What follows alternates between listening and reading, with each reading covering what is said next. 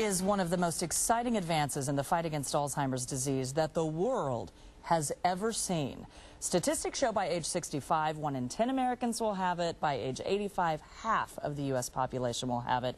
Let's get to the story, talk about this great advance, and then we're going to chat with an expert here about what it means for you and possibly your family as well. Take a look.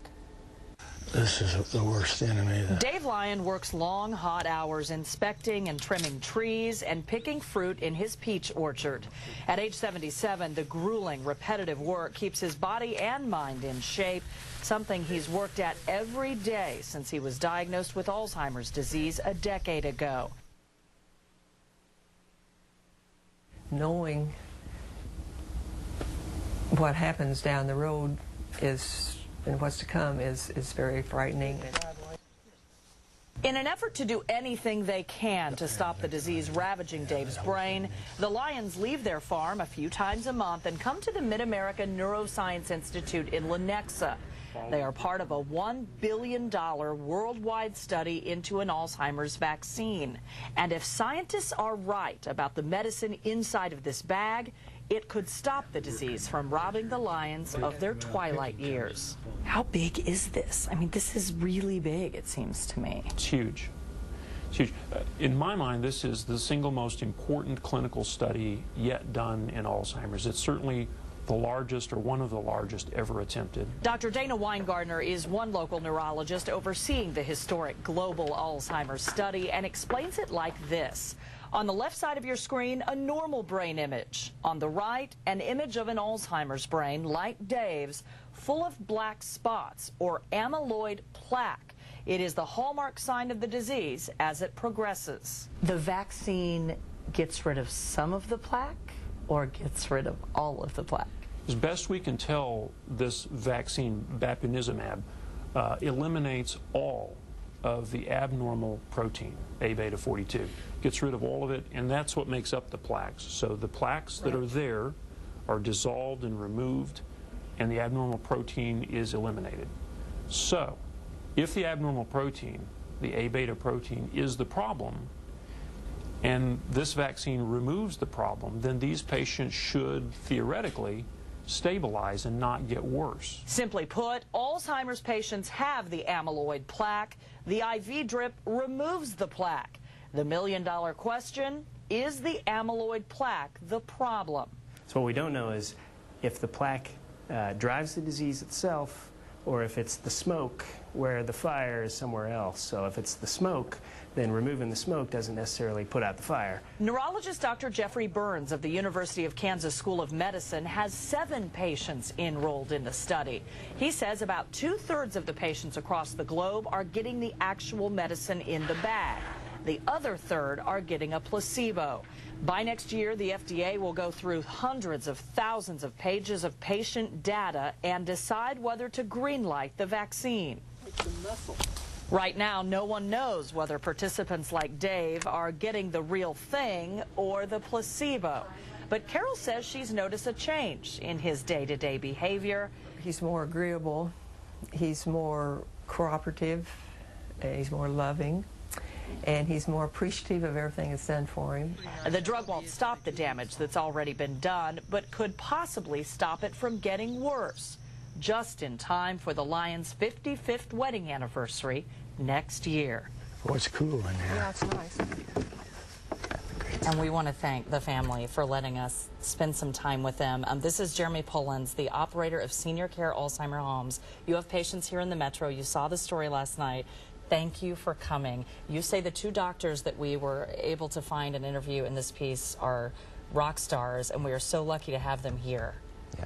It's time we let the cat out of the bag as far as the 2 physicians that we've got here in the Metro. I mean, they're incredible resources, nationally known, and it's just no one knows about them. Well, I want to talk about the study just a little bit, because I kept saying as I learned more about it, how has this not been reported? It is a worldwide study, 2,000 patients, And I kept wanting to say to the doctors, is this it? Like, is this it? And of course, they're scientists. They're not going to say this is it. But they did say it is the most exciting thing they've seen in a very long time.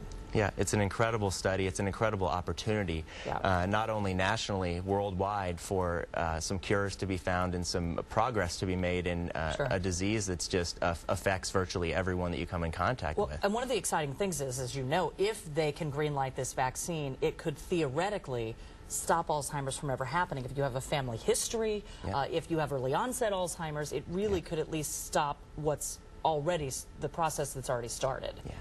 There's just not much prevention that's known or ways to prevent the disease. Even if you do have a history in your family, other than exercise and taking vitamins and things, that's kind of been the calling card up to now. Now, you work with a lot of these patients. You do things a little bit differently. You have 3 facilities in Overland Park and Leawood. It's kind of the home model, where you keep them in a home. Explain it to me. Yeah, I worked around the larger facilities for many years, and we broke off and started something different based on also studies and things that had been going on around the country. And we have small homes where there's just 5 residents and a caregiver. So it allows people that have dementia, Alzheimer's, to function in an environment that's much like the home that they've always lived in. Right, because stability, really, this is one of the things Carol told us, and routine are very important for these patients, just keeping a very stable routine for them. Yeah, each of our homes is kind of like a little ecosystem. And when you come in, you acclimate, and then you get really comfortable going into the backyard, being able to go out, do all the things that you did at home and not have to increase the confusion that can come in a larger setting. One of the things I do want to point out that the physicians shared with us, I said, well, why, like with Dave, why aren't we seeing them getting better right now? Because Carol has noticed some day in and day out changes. We don't yet know if Dave got the placebo or the real medicine. No one knows that. And the physicians explained to us that some of the patients are far enough along that it's difficult to tell day to day if there's any change happening. And you work with these Alzheimer's patients all the time. You probably understand that from day to day it's hard. Yeah, there's good days and there's bad days, and different external factors can affect someone with Alzheimer's disease, whether they're having a good day or a bad day. But just anything that we can do to stop the progress of the disease or enhance the quality of life that they have is a big deal. And what's interesting about the study is they said even if it turns out that the plaque is the smoke and not the fire, if you will. They now have this treasure trove of information of these 2,000 patients that they're so thankful for, and they are still looking for patients, you said, to enroll. Yeah, we have an incredible resource, and they're doing this study as well as other studies that they've been doing through the years, both at Mid-America Neuroscience and the Landon Center up at KU. And it's they need people to participate in the studies. The studies are only as good as the participants that we have, so I think we need to utilize the great resource. Well, thank you for coming on our show and sharing what I already learned, that those doctors are just phenomenal. And as you said, we are so lucky to have them right here. Thank you for sharing with us. Jerry Pullins, I want to remind everyone it is Senior Care Alzheimer's Homes. Check it out. I think it's a great model. Thanks, Dana. Thanks so much. We'll be right back.